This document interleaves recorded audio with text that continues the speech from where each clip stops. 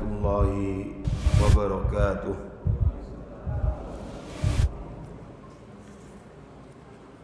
Alhamdulillah, alhamdulillahi rabbil alamin, wal aqibatu lil muttaqin, wassalatu wassalamu ala asyrafil anbiya'i wal mursalin, sayyidina Muhammadin wa ala alihi wa ashabihi ajma'in. Amma ba'd,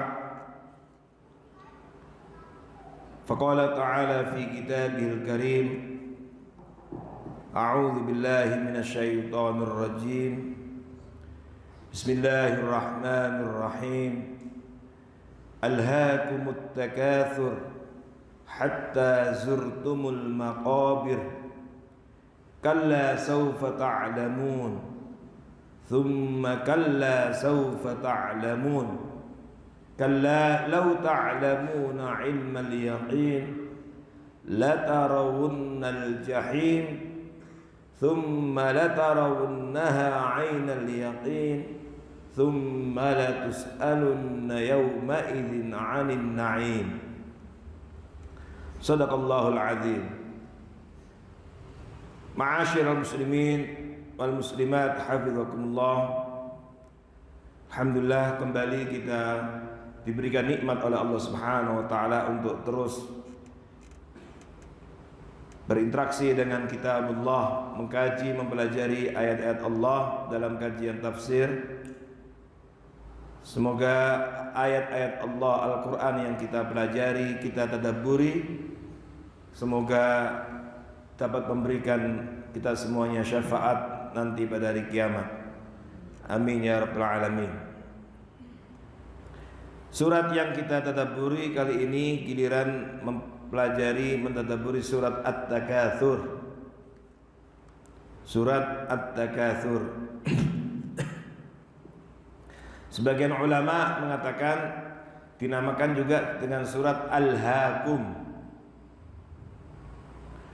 Bahkan ada juga yang memberikan nama surat Al-Makbarah, surat kuburan. Karena di dalam surat inilah satu-satunya surat yang menyinggung tentang kuburan. Al-Maqabir, jamak dari Makbarah. Tapi populer dengan nama At-Takatsur. At-Takatsur itu adalah perilaku berbangga-bangga dengan banyak, bermegah-megahan dengan bangga dengan banyaknya sesuatu. Diambil dari kata katsura, artinya banyak. Jadi membanggakan diri dengan banyaknya sesuatu, atau perilaku bermegah-megahan, berbangga-bangga tentang kepemilikan terhadap beberapa pernak-pernik dunia. Al-Imam Ibnu Katsir dalam kitab tafsirnya mengatakan surah At-Takatsur wa hiya makkiyah. Ini termasuk deretan surat makkiyah yang turun sebelum Rasulullah sallallahu alaihi wasallam hijrah. Meskipun ada sebagian ulama tafsir yang mengatakan madaniyah, turun setelah Nabi sallallahu alaihi wasallam hijrah.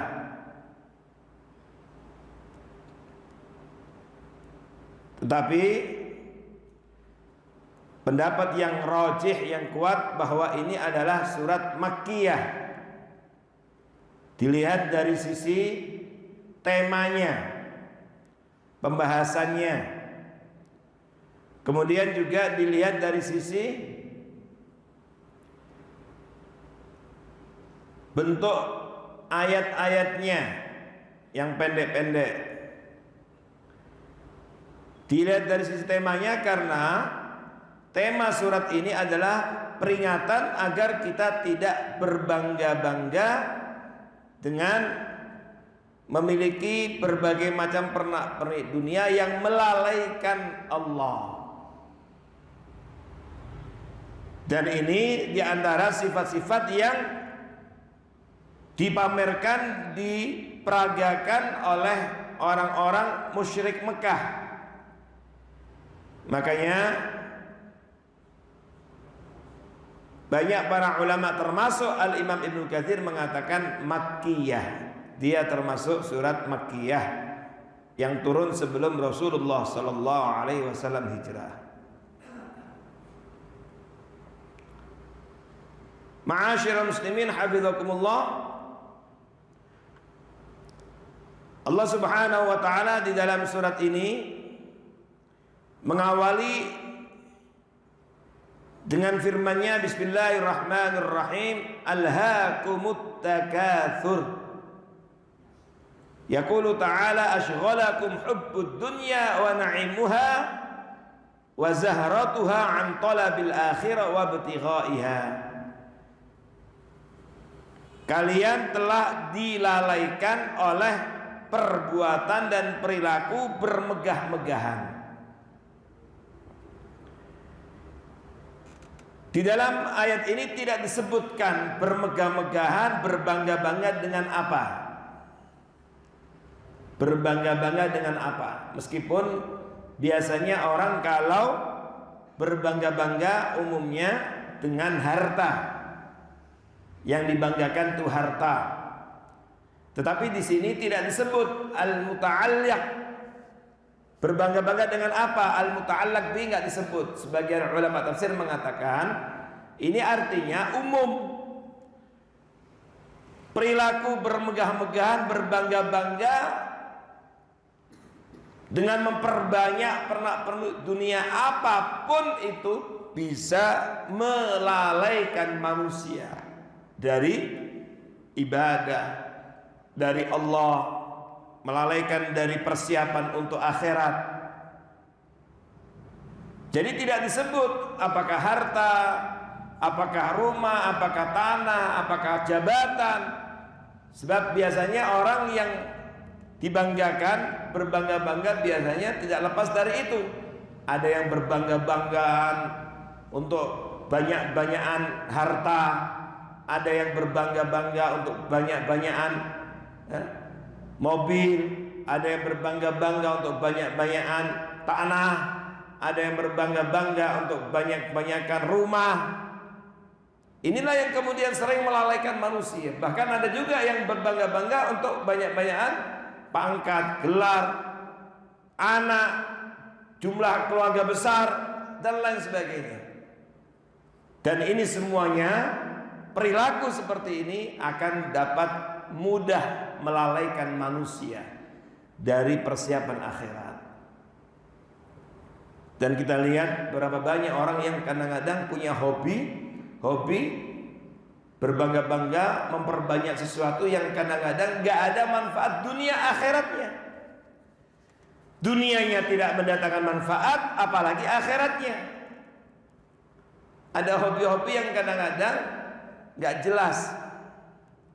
Waktunya habis untuk memenuhi hobinya. Ada orang yang kadang-kadang ngoleksi barang-barang tertentu, ngoleksi kendaraan-kendaraan tertentu. Jumlahnya tidak sedikit, sehingga dia waktunya habis ke sana kemari, sementara ibadahnya jauh sekali dari Allah Subhanahu wa taala. Maka perilaku at-takatsur ini betul-betul perilaku yang pasti akan melalaikan manusia. Berbangga-bangga, banyak-banyakan harta. Ini repotnya kadang-kadang sudah tua, sudah ini masih saja juga semangat untuk bangga-bangga dengan itu. Makanya Nabi Shallallahu Alaihi Wasallam pernah mengingatkan, ya harumun nas, ya harumu ibnu Adam. Ada manusia itu yang sudah tua, tapi masih saja ada dalam dirinya dua hal, al-hirs wal amal, semangat untuk mencari dunianya, dan juga cita-cita tingginya. Masih saja punya cita-cita tinggi, padahal secara materi dia sudah cukup. Dengan ngapain banyak-banyak, sebentar lagi juga masuk kuburan. Artinya apa? hendaknya dia berhitung waktu yang sudah sekian lama digunakan untuk dunia ini, dan apalagi dengan Allah berikan kecukupan, maka ada baiknya kalau di sisa-sisa waktunya digunakan untuk memperbanyak ibadah kepada Allah. Baca Quran, semangat masjid, semangat ibadah, daripada kemudian masih saja sibuk dengan urusan-urusan dunia, sementara dia Allah sudah cukupi dunianya, nggak kekurangan. Beda kalau kemudian orang terpaksa, ya dipaksa oleh keadaan sehingga dia masih saja harus tetap mencari nafkah. Tapi kalau sudah cukupi Allah, cukupi dunia, nikmati dunia, dan kemudian sisa waktu yang ada maksimalkan untuk akhirat, untuk persiapan menuju menghadap Allah Subhanahu wa taala. Alhaakumut takatsur.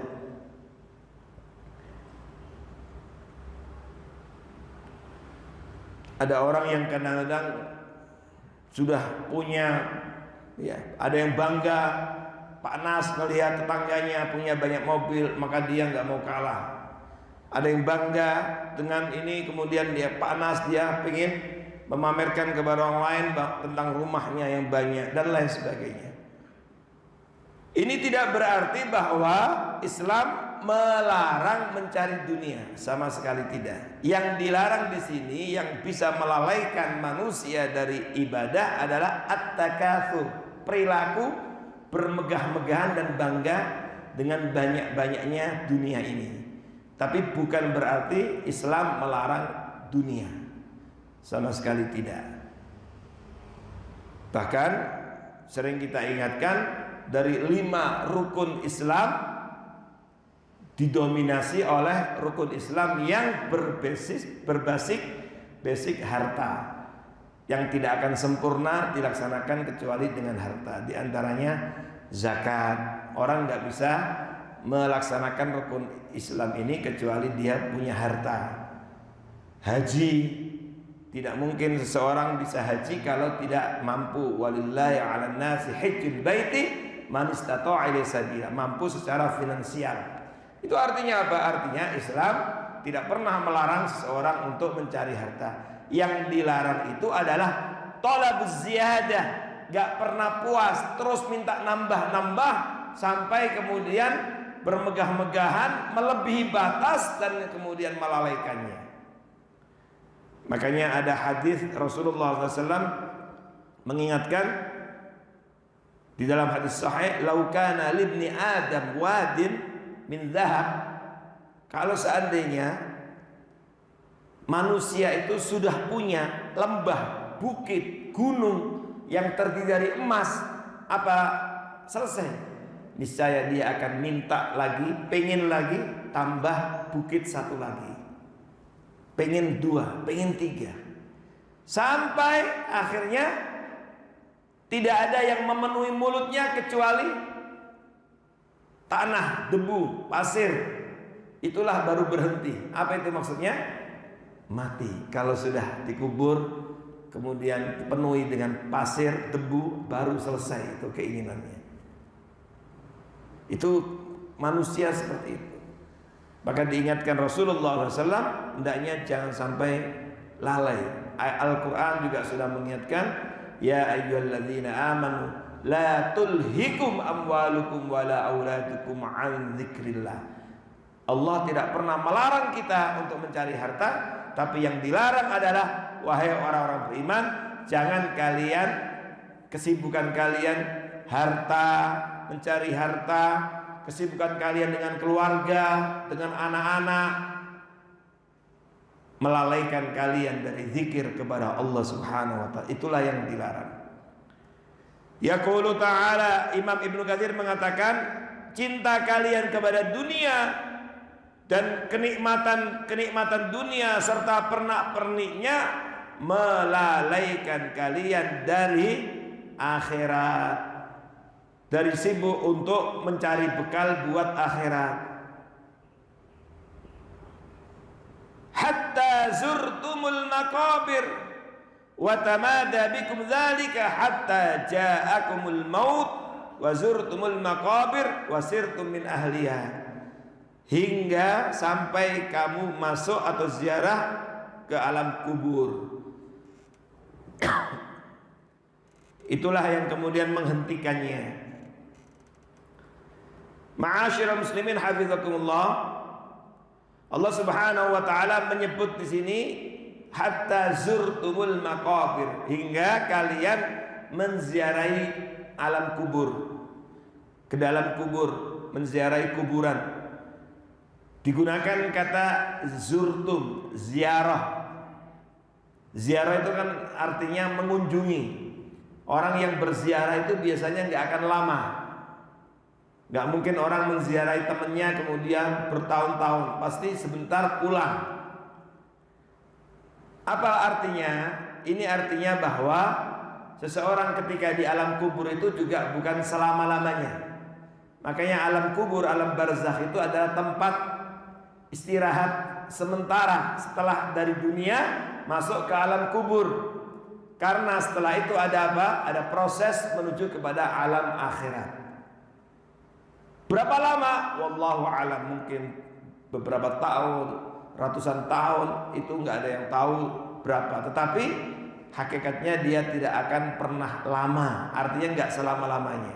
Makanya digunakan kata hatta zurtumul maqabir. Allah tidak mengatakan hatta aqamtumul maqabir, sampai kalian menetap di kuburan.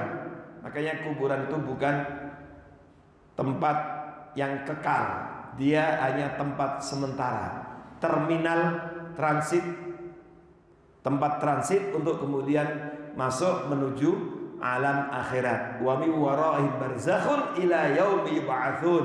Di belakang mereka ada alam barzakh yang kemudian setelah itu dia akan masuk kepada ila yaumi yub'atsun, hingga datang hari dibangkitkan oleh Allah Subhanahu wa taala. Alhaakumut takatsur hatta zurtumul maqabir. Makanya Allah Subhanahu wa taala melalui ayat ini mengingatkan, ya, mengingatkan kita agar kita tidak memiliki perilaku bermegah-megahan. Karena perilaku bermegah-megahan ini banyak melalaikan seorang dengan alam kubur. Menganggap ia akan hidup selama-lamanya, tidak akan pernah terjadi. Kan sebenarnya kita semuanya sesungguhnya sekarang sedang ngantri giliran untuk masuk ke alam kubur. Tinggal antriannya nomor berapa kita tidak ada yang tahu. Tapi kita semuanya ngantri. Jadi antriannya nomor berapa nggak ada yang tahu. Bisa jadi yang nomor antriannya lebih dulu di antara bapak-bapak, baru kemudian saya, atau nanti saya juga menyusul setelah bapak-bapak. Kita nggak tahu. Semuanya bisa terjadi kapan saja. Jadi inilah kubur. Dan kalau kita berbicara tentang kubur, harusnya kuburan itu mengingatkan kita tentang kematian, sehingga kita mempersiapkan diri menghadapi kematian. Berbicara tentang kuburan berarti berbicara tentang alam yang pasti akan kita alami. Lihatlah kuburan 1x2, tidak pernah di sana dipasang lampu dan seterusnya. Dan kemudian disitulah nanti ada yang namanya naimul qabr, azabul qabr, kenikmatan kubur dan azab kubur. Itu harus kita imani. Yang menjadikan kuburan meskipun sempit, gelap itu menjadi lapang, terang, dan kemudian penuh dengan kenikmatan di alam kubur apa? Amal soleh manusia. Sholat kita, keberadaan kita i'tikaf di masjid seperti ini, tilawatil Quran kita, sedekah kita, birrul walidain kita, kebaikan-kebaikan yang kita lakukan, sedekah kita, zakat kita, infak kita, dan seterusnya. Itulah yang kemudian menjadikan manusia ketika di alam kubur mendapatkan naimul qabr, kenikmatan kubur. Hatta zurtumul maqabir.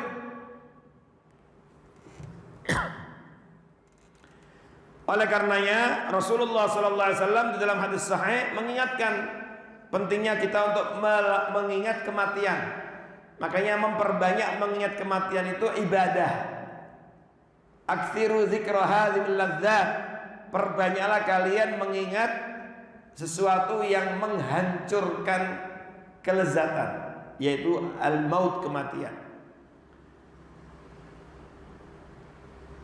Al-Imam Bukhari meriwayatkan dalam hadis seperti yang dikutip Imam Ibnu Katsir dalam tafsirnya, qala Rasulullah sallallahu alaihi wasallam, dari Anas bin Malik, Nabi sallallahu alaihi wasallam bersabda, yatba'ul mayyit thalathah.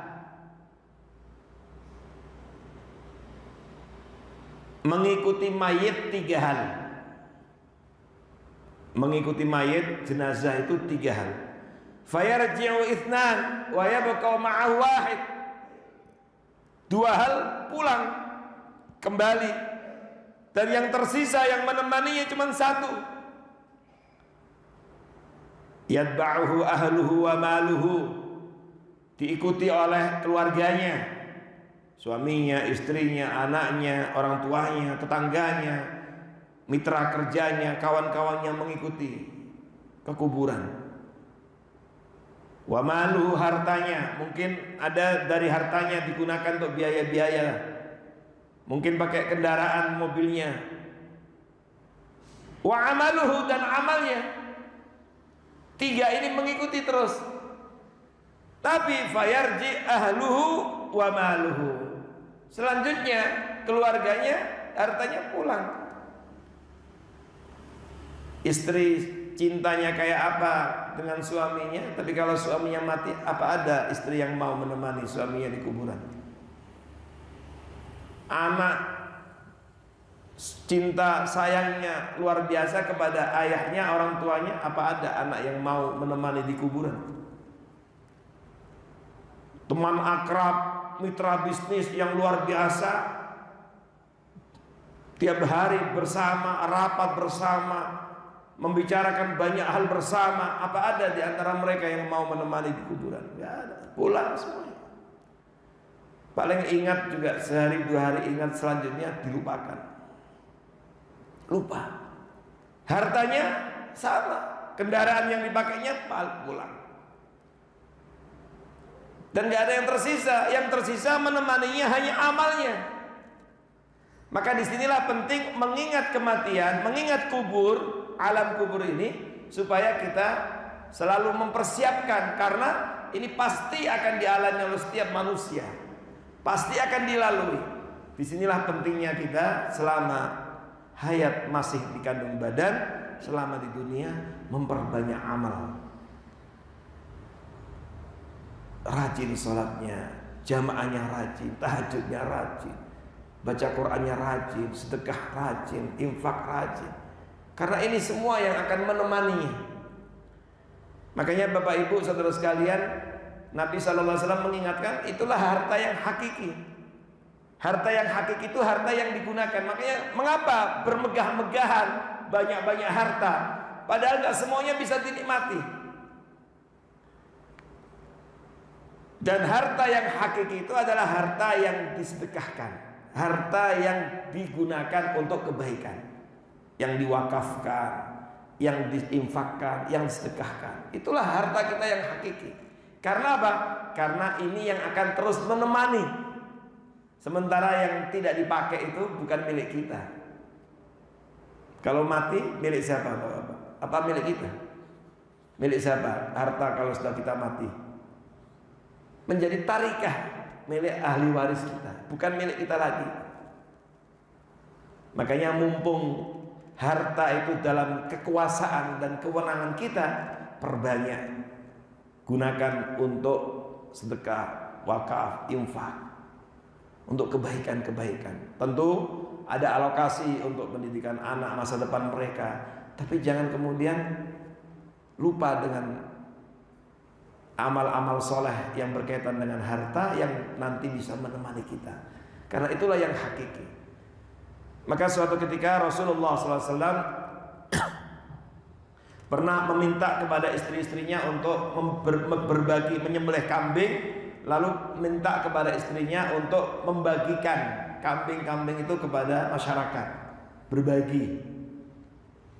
Ketika itu kemudian Nabi tanya kepada Aisyah, apa yang tersisa? Kata Aisyah, ma baqiya illa katifah. Ya Rasulullah, alhamdulillah sudah kita bagi semuanya. Gak ada yang tersisa kecuali pundaknya, pundak dari kambing itu masih ada tersisa. Itu kata Aisyah radhiyallahu anha. Apa kata Nabi? Kata Nabi, baqiya illa katifah. Oh salah. Semuanya tersisa, semuanya masih ada kecuali katifah, kecuali pundak dari kambing itu yang masih tersisa. Maksudnya apa? Yang kamu sedekahkan itu semuanya masih ada. Nanti ada balasannya, ada ganjarannya, ada pahalanya. Justru malah yang tersisa yang nggak dibagi itu yang kemudian apa? Habis, tidak ada. Maka yang lain itu tersisa. Secara kasat mata barangnya sudah tidak ada, tetapi kata Nabi itu masih tersisa. Baqiyah, oh tersisa semuanya kecuali justru yang nggak tersisa itu malah katifah. Nah inilah Rasulullah SAW mengingatkan kepada kita, dan itulah hakikat harta kita. Harta yang hakiki yang kita miliki itu adalah ketika harta itu kita gunakan. Makanya tidak perlu harus bermegah-megahan, terlalu banyak-banyak harta dan seterusnya, berlebihan sampai kemudian melalaikan ibadah kepada Allah. Dan selama berkesempatan untuk mempersiapkan alam kubur, maka mumpung masih dalam genggaman kita, kewenangan kita perbanyak untuk bersedekah, infak, ya. Karena itulah yang kemudian akan menemani kita. Wa yabqa amaluhu, kata Nabi, semua yang pulang, nggak ada yang mau menemani. Cintanya kayak apa, pulang. Sayangnya kayak apa, tetap ditinggalkan. Mayit jenazah itu sendirian di alam kubur. Wa yabqa amaluhu, saat itu kemudian yang menemaninya hanya amalnya.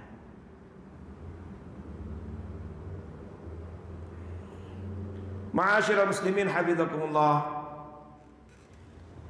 Karena itu Allah Subhanahu wa taala mengingatkan, alhaakumut takatsur. Banyak manusia yang dilalaikan oleh bermegah-megahan itu hatta zurtumul maqabir. Sebagian ulama mengatakan begitu dia masuk ke alam kubur, ke dalam kubur, baru dia sadar, ya Allah, kenapa dulu tidak banyak beramal soleh. Jadi dilalaikan kematian, alam kubur itu, dan baru tersadarkan ketika sudah masuk di alam kubur. Lalu muncullah penyesalan. Tapi apakah bermanfaat penyesalan yang seperti itu? Sudah tidak ada gunanya. Dan inilah yang diceritakan Allah Subhanahu wa taala juga di dalam ayat yang lain.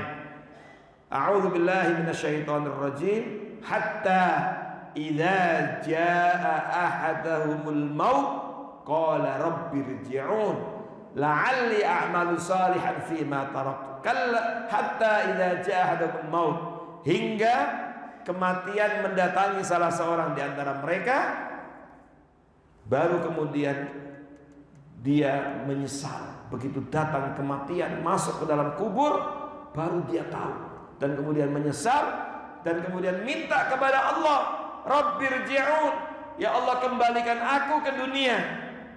Kembalikan aku ke dunia. Untuk apa? La'alli a'malu salihan fima taraktu, supaya aku bisa beramal soleh yang dulu ketika di dunia saya abaikan, saya tinggalkan. Hayya 'alas shalah, hayya 'alal falah. Panggilan setiap kali ada 5 panggilan, gak pernah diabaikan. Seakan-akan bukan untuk dirinya, kayaknya itu untuk orang lain. Ibadah-ibadah yang lain diabaikan. Maka dia menyesal, minta dikembalikan ke dunia supaya la'alli a'malu shalihan fima taraktu, supaya aku bisa beramal soleh yang dulu ketika di dunia saya tinggalkan. Orang pada sibuk ke masjid, asik aja dengan mainannya, asik dengan dunianya. nggak pernah peduli, menyesal. Dan penyesalan itu datang setelah kematian. Di akhir surat Al-Munafiqun di antaranya juga disebut penyesalan kenapa nggak bersedekah. Makanya dia minta ditunda. Ketika datang kematian, minta ditunda sebentar saja supaya kita bisa bersedekah. Wa anfiqu mimma razaqnakum min qabli an ya'tiya ahadakumul maut fayaqula rabbi laula akhartani ila ajalin qarib. Ya Allah, tunda sebentar saja. Jangan cabut nyawa saya. Kenapa? Fa asaddaqa, supaya aku bisa bersedekah. Wa aku minas sholihin, dan supaya aku bisa menjadi orang-orang soleh. Para ulama tafsir mengatakan, sebagian ulama mengatakan, kenapa kok yang disebut secara khusus sedekah? Karena mereka setelah datang kematian baru tahu tentang keutamaan, manfaat dari sedekah ketika berada di alam kubur, menerangi kuburannya, melapangkan kuburannya. Makanya nyesal, kenapa dulu gak rajin sedekah? La'alli a'malu shalihan fima taraktu. Dulu ketika di dunia suka durhaka kepada orang tuanya, maka dia minta dikembalikan ke dunia supaya bisa birrul walidain. La'alli a'malu shalihan fima taraktu, minta dikembalikan ke dunia supaya bisa beramal soleh, membaca Al-Quran. Kenapa? Karena dulu ketika di dunia diabaikan, nggak pernah dibaca Al-Quran. Rabbirji'un la'alli a'malu shalihan fima taraktu. Dulu ketika di dunia nggak baik sama orang lain, suka menyakiti tetangganya orang lain, maka dia menyesal, minta dikembalikan ke dunia supaya bisa beramal soleh, supaya bisa membayar kekurangan-kekurangan yang dia lakukan, kezaliman yang dia lakukan bisa diganti dan seterusnya. Tapi apa kata Allah? Kalla. Allah subhanahu wa ta'ala menyampaikan kalla, sekali-kali tidak. Innaha kalimatun huwa qailuha, sesungguhnya itu adalah ucapan yang mereka hanya meminta, mengucapkan, tapi nggak ada gunanya penyesalan yang seperti itu ketika sudah datang kematian. Wa min waraihim barzakhun ila yaumi ba'atsun, di belakang mereka telah menunggu alam barzakh, dan di sana ada fitnatul qabr, ada azab kubur yang telah menunggunya, terus menunggu sampai datang hari mereka dibangkitkan. Oleh karena itu, hatta zurtumul maqabir, orang sering terbelalak begitu sudah datang kematian baru. Nah, lebih baik menyesal selama masih hidup, selama di dunia sebelum datang kematian, karena penyesalan di dunia sebelum datang kematian masih bisa dibayar, masih bisa diganti, masih bisa bermanfaat, sehingga dia bisa istighfar, tobat, kemudian memperbanyak amal terhadap kekurangan-kekurangan apa-apa yang pernah disesali, sehingga dia bisa melakukan kebaikan-kebaikan berikutnya. Kalla saufa ta'lamun, thumma kalla saufa ta'lamun. Kalla, sekali-kali tidak, saufa ta'lamun, kelak kalian akan mengetahui akibat dari perbuatanmu itu. Kalian akan mengetahui akibat dari kalian bermegah-megahan, bangga dengan banyak-banyaknya uang tadi. Kalian akan mengetahui akibatnya ketika kalian dilalaikan oleh harta, diperbudak oleh harta nafsu.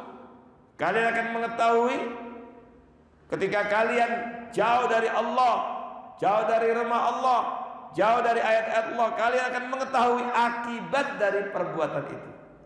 Tsumma kalla saufa ta'lamun, kemudian sekali-kali tidak, kelak kalian pun akan mengetahui. Sebagian ulama tafsir mengatakan, kenapa ada dua diulang, kalla saufa ta'lamun, kemudian tsumma kalla saufa ta'lamun. Pengulangan dalam Al-Quran itu Bapak Ibu bukan tanpa arti dan tujuan. Dan setiap ayat dalam Al-Quran itu semuanya ada maksud dan tujuannya. Maka sebagian ulama tafsir mengatakan, kalla saufa, tidak, kamu akan mengetahui akibat perbuatanmu di alam kubur. Di alam kubur akan tahu. Tsumma kalla saufa ta'lamun, kemudian sekali-kali tidak, kelak kalian akan mengetahui balasannya di alam akhirat. Karena ada kubur, ada alam akhirat. Makanya ada hadis sahih perjalanan roh manusia ketika di alam kubur, apa? Di antaranya dia akan ditemui oleh amalnya sendiri. Ada hadis sahih itu kan yang disampaikan oleh Rasulullah SAW, didatangi oleh amal solehnya sendiri. Kalau dia orang baik, didatangi oleh seseorang yang ganteng, gagah, wangi. Kaget dia, siapa engkau? Ana amaluka soleh, aku amalmu yang soleh. Kalau dia orang yang buruk, perbuatannya buruk, akan didatangi dengan orang yang menakutkan. Wajahnya menakutkan, sangat takut. Ditanya, siapa engkau? Ana amaluka syarri, aku adalah amalmu yang buruk, dan seterusnya. Jadi sejak dikubur itu sudah ada fitnatul qabr. Nah, kalla sawfa ta'lamun, sekali-kali tidak, ini adalah alam kubur. Kalian akan tahu, karena kalian dilalaikan oleh harta, dilalaikan oleh perilaku megah-megahan, banyak harta dan lain sebagainya tadi itu, pernah pada dunia, maka kalian akan mengetahui akibat dari perbuatan itu di alam kubur. Tsumma kalla sawfa ta'lamun, kemudian kalian pun akan mengetahui kelak akibat dari perbuatan kalian itu di alam akhirat, sehingga nanti kemudian akan melihat balasan-balasan itu. Inilah mengapa sebagian ulama tadi mengatakan kuburan itu hanya tempat transit sementara. Kata sebagian ulama, setelah itu mereka akan pulang ke tempatnya masing-masing. Kemana? Wasiqal ladzina kafaru ila jahannam zumara, wasiqal ladzina taqaw rabbahum ilal jannati zumara. Tempat tinggalnya nanti kalau enggak surga, neraka.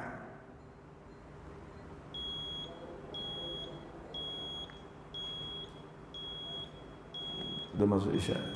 Baik, Bapak Ibu hafizakumullah, inilah beberapa ya taujihat nabawiyah, taujihat Qur'aniyah, taujihat ilahiyah yang Allah sampaikan di dalam surat Takatsur. Tentu semua ini Allah sampaikan agar kita senantiasa mengingat tentang kematian, mengingat tentang alam kubur. Kematian itu bukan untuk ditakuti, tetapi kematian itu hak, sebuah keniscayaan yang perlu kita mempersiapkannya. Sina'atul maut. Makanya Allah perintahkan wala tamutunna illa wa antum muslimun. Kalau kita baca ayat ini, menurut para ulama tafsir, seseorang akan mati sesuai dengan kebiasaannya. Disinilah penting kita membiasakan untuk selalu dalam keadaan ibadah kepada Allah. Kalau biasa rajin ke masjid, rajin zikir, rajin tilawatul Quran, nanti insya Allah akan mati dalam keadaan kebiasaan. Dan nanti manusia akan dibangkitkan sesuai dengan matiannya pada saat dia mati. Semoga Allah Subhanahu wa taala anugerahkan kita husnul khatimah indal maut, dan semoga kita terus istiqomah untuk terus menjadi ahlus shalah, ahlul masajid, ahlul Quran, dan semoga sebagaimana Allah mudahkan kita berkumpul di rumahnya seperti ini dalam rangka mengkaji dan mempelajari ayat-ayatnya. Semoga Allah Subhanahu wa taala mudahkan kita semuanya untuk dikumpulkan di surganya nanti. Amin ya rabbal alamin. Kita tutup dengan baca doa kafaratul majlis. Subhanakallahumma wa bihamdika asyhadu an la ilaha illa anta astaghfiruka wa atubu ilaik. Qul qawli hadza astaghfirullah wa lakum wa fawqa kulli dzin alim. Assalamu alaikum warahmatullahi wabarakatuh.